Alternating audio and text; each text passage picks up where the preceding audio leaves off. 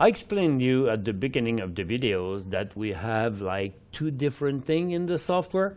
You have the historical part and you have the intraday parts. I showed you that here you have the profile, news, daily and weekly quotes, daily and weekly charts. And these information are not very old, but the profile doesn't change. They don't change name every day.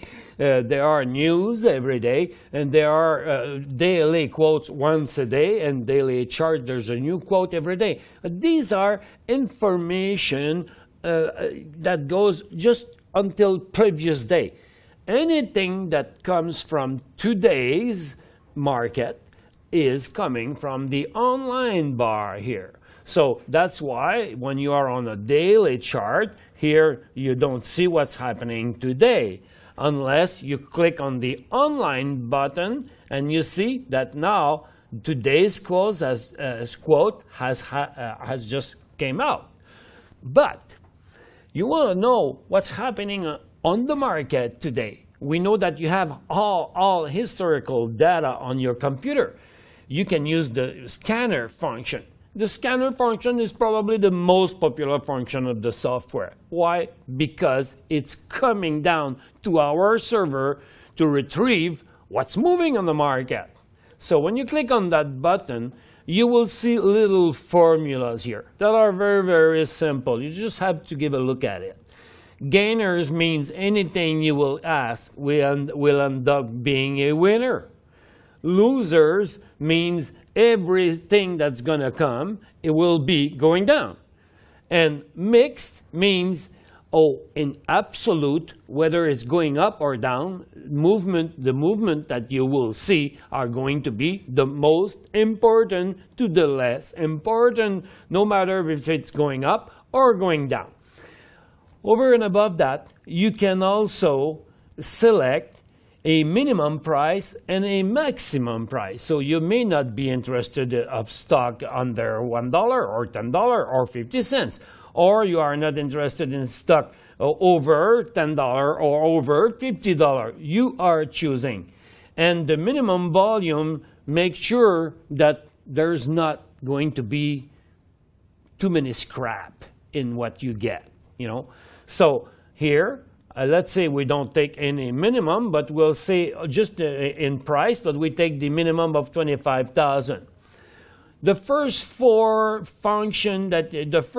formula that you see here, ask higher or lower than previous close, and all the other four are something that can be performed before the market open. It does not make sense to use those ones after the market is open.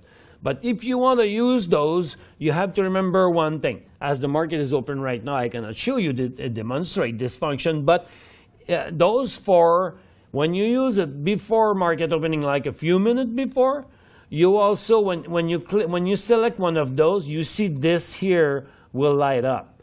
You have to use closing day volume because you want to clear from the result the stock that are not moving. Like, let's pretend you have the most important common share of the stock, which could be like a stock that has preferred, like a bank. The bank has its own stock, but also have tons of preferred shares that do not trade every day. But the bid and ask is still following. So you may have a stock that hasn't traded for 3 days, but the principal stock is trading and it is now much higher than it would think that this stock is going up a lot today. So just to make sure, you have to use closing day volume. So that means yesterday's volume. So that means anything that would come out would have been traded 25,000 share yesterday. So you just make sure that the result will be clearer. But let's find out the most important function. If you want to know, like, last, higher or smaller than previous close, that means whoever goes up or goes down the most today and have a minimum of 25,000 share traded. Then you can choose up to 1,000 result here, and it sets right now at 500, and you can choose the market. So as soon as you click on the TSX, so you know, most of the time you use the same formula, and the only thing you have to do is click on the scanner and choose the market. So if you want to go on TSX right now, I just click on the TSX, it's coming to our server, coming back with the most important movement. So if I'm using the quote here, which is intraday quote, that you can see that the result we got today, the biggest mover is potash with minus $5.43. The next biggest movement is an increase of $3.58. And the next one is $2.92. So that's the way you see the biggest mover. And as if you're on a chart, you go down and you see the largest movement of the day. You could have chosen in percentage instead of in dollar. What makes a difference? What is the difference? The big stock are moving in more dollars. So it's easier to move higher in percentage within the one day to another if you're a small stock.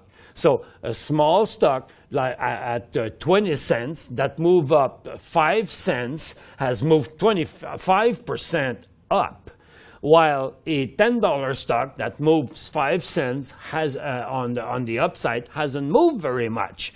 So when you choose percentage, you are mostly to see at first the small stocks moving up or moving down. And when you are using the dollar sign, you are most likely to see the biggest stock. Let's see, if we choose the same thing with the percentage on the Toronto, so you'll see that most of the stock that will come are in low pricing. You know, it's normal because from 8 cents to 10 cents, it moved up by 20%. Okay, so it's about the same for everything. And so it's so easy to use. You want to know the largest mover on the Vancouver market, which is the TSX-V. So let's see, look how many movement will come up right under your eyes. And it's just as fast as this. So the scanner function is used by mostly every client. Every time they get on the software, they want to see what's moving. They use the scanner function. Hey, tell me what's going up, what's going down. Click, and you get the result.